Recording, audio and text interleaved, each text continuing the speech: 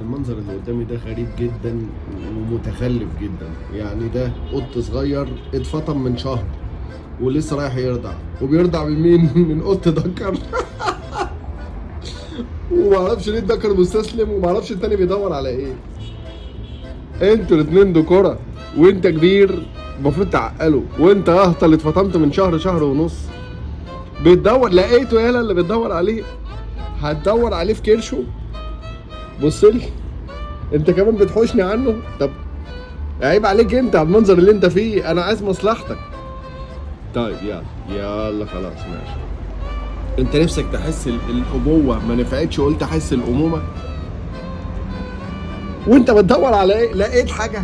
ضيعت وقت على الفاضي، ضربت غطس وطلعت تاني ما لقيتش حاجه.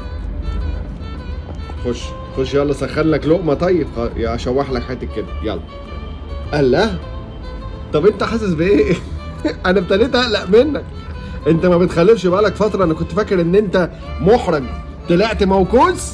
الواد بيرضع منك، انتوا مش نافعين، انتوا الاتنين متخلفين.